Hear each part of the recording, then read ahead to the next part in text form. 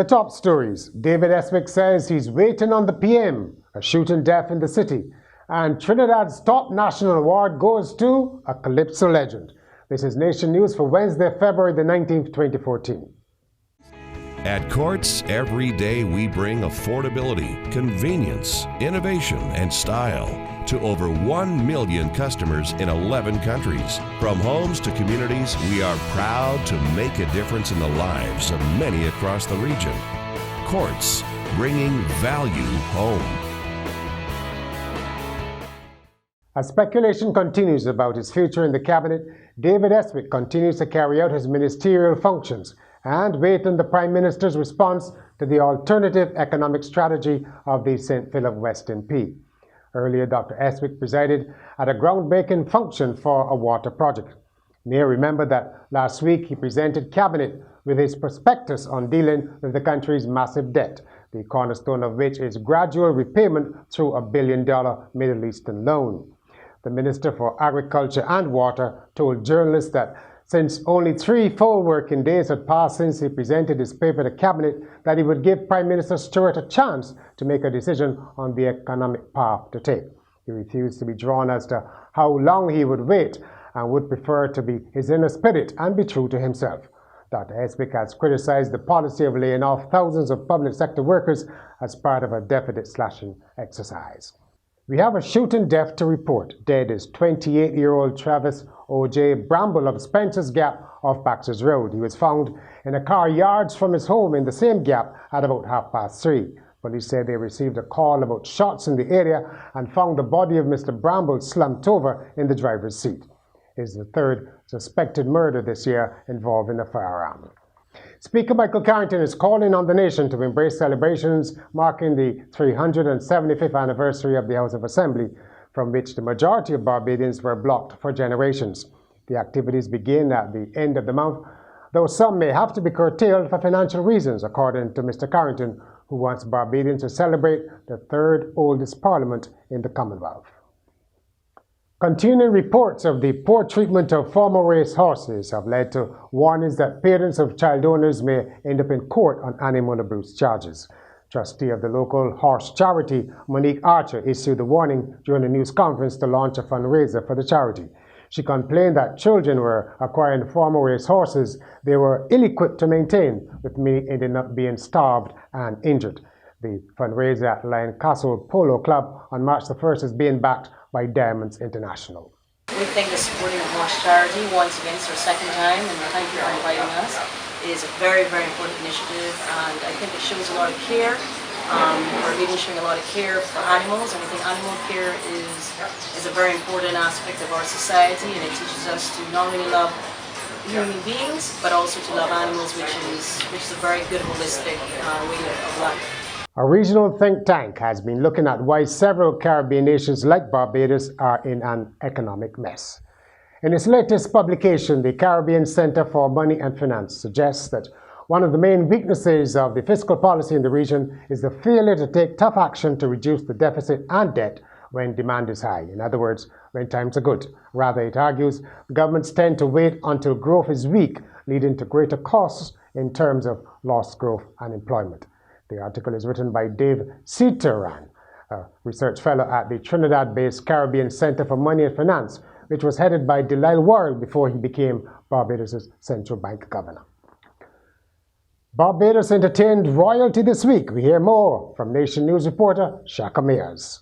Governor General Sir Elliot Belgrave and his wife Lady Belgrave hosted visiting English royalty at Government House on Monday. Sir Elliot invited Princess Alexandra of Britain and her son James Ogilvy for high tea as the princess is in Barbados on vacation.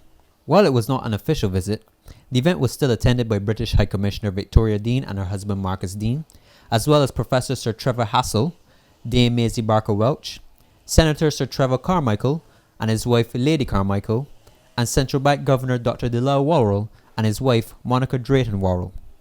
Before settling down to tea, Princess Alexandra signed the visitor's book as evidence of her visit. This has been Shaka Mears reporting for Nation News.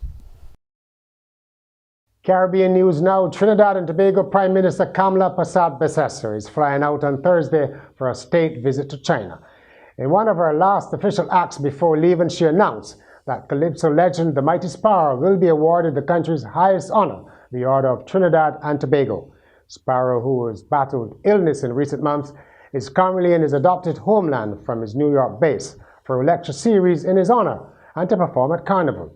Many regard the 78-year-old as the greatest ever Calypsonian. Mrs. Prasad Besessa also pledged to foot Sparrow's medical bills. He slipped into a diabetic coma last year and was confined for months.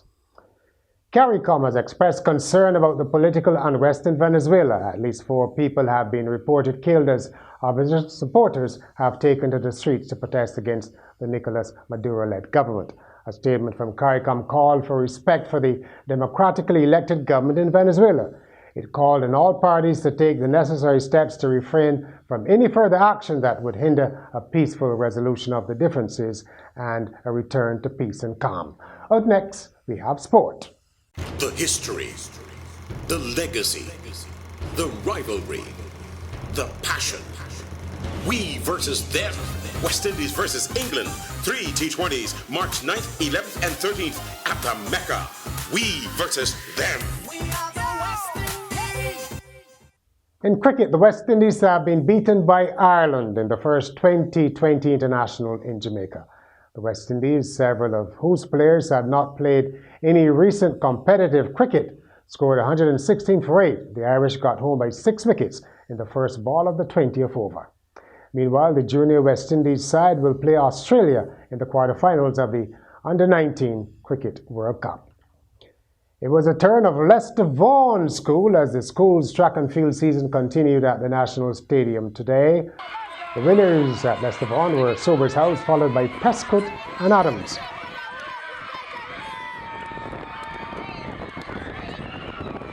The top male athlete was Hassani Lowe and the top female was Tiana Bowen. Meanwhile, over at Queen's College, the Orange Cheetahs were the overall champions, Yellow Panthers were second, and Green Dragons third. Alana Ince was the Victrix Ludorum, and Adam Niles was the Victor Ludorum. Both are from Red Sharks. Thursday will be the turn of Frederick Smith Secondary at the National Stadium. Sports was brought to you by We versus Them, West Indies versus England series. And finally, look away folks, if you are having dinner, health officials have temporarily shut down a Pizza Hut restaurant in southern West Virginia after a district manager was caught on surveillance video urinating into a sink.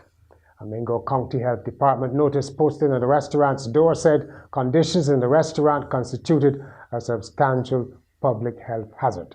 The video posted on YouTube and media website shows the manager urinating in a metal sink in a food preparation area.